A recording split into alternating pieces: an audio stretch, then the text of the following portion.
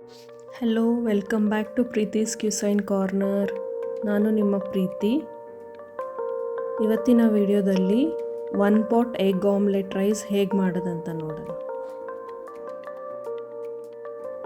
ಇದಕ್ಕೆ ಬೇಕಾಗಿರುವ ಸಾಮಗ್ರಿಗಳು: ಮೊಟ್ಟೆ 10, ಕೆಂಪು ಬಣ್ಣದ ದಪ್ಪ ಮೆಣಸಿನಕಾಯಿ 1/4 ಕಪ್ಪು,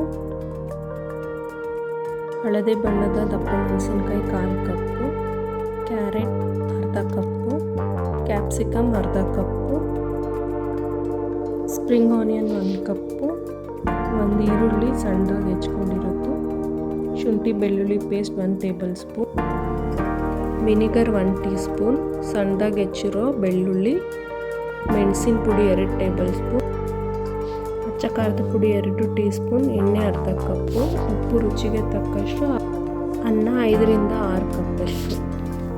ಮೊದಲಿಗೆ ಅನ್ನಕ್ಕೆ 5 ಮೊಟ್ಟೆನ ಹೊಡೆದ್ಬಿಟ್ಟು ಚೆನ್ನಾಗಿ ಮಿಕ್ಸ್ ಮಾಡ್ಕೋಬೇಕು.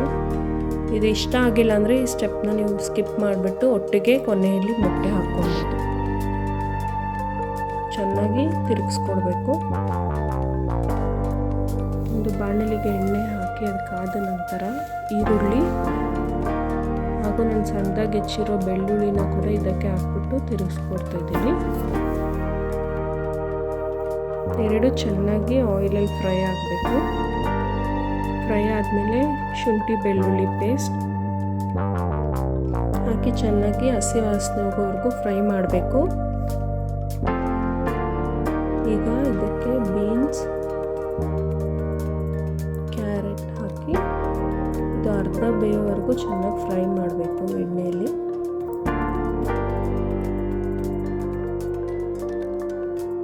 ಈಗ ಇದಕ್ಕೆ 3 ಬಣ್ಣದ ಕ್ಯಾಪ್ಸಿಕಮ್ನ ಹಾಕಬೇಕು.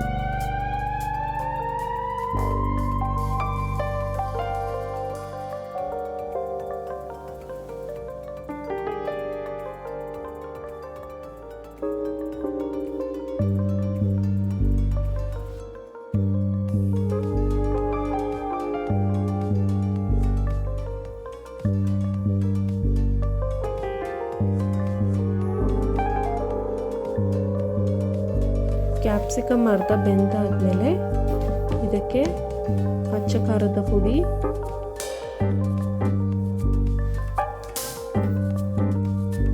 ಹಾಗೂ ಮೆಣಸಿನ ಪುಡಿ ಹಾಕಬೇಕು.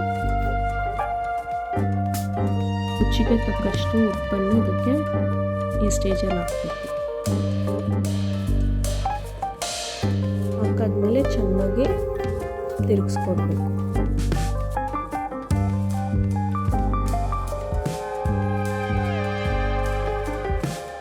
ಚೆನ್ನಾಗಿ ಫ್ರೈ ಆದಮೇಲೆ ವಿನಿಗರ್ ಅಥವಾ ನಿಂಬೆ ರಸ 1 ಟೀ ಸ್ಪೂನ್ ಅಷ್ಟು ಇದಕ್ಕೆ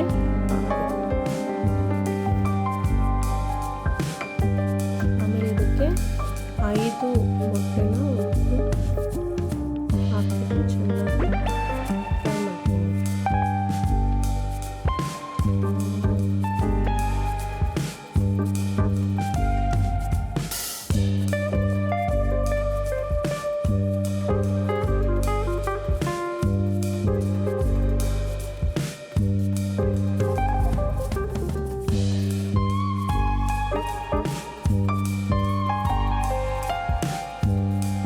ಈ ಥರ ಆಗೋವರೆಗೂ ಚೆನ್ನಾಗಿ ಇದನ್ನ ಫ್ರೈ ಮಾಡ್ಕೊಂಡಾದ್ಮೇಲೆ ಮೊಟ್ಟೆ ಹಾಕಿ ಕಲಸಿರೋ ಅನ್ನನ ಇದಕ್ಕೆ ಹಾಕಬೇಕು.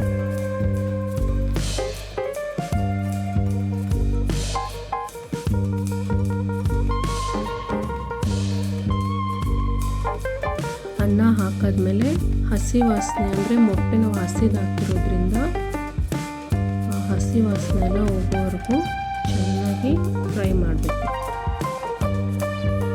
ಫ್ರೈಡ್ ರೈಸ್ ಥರ.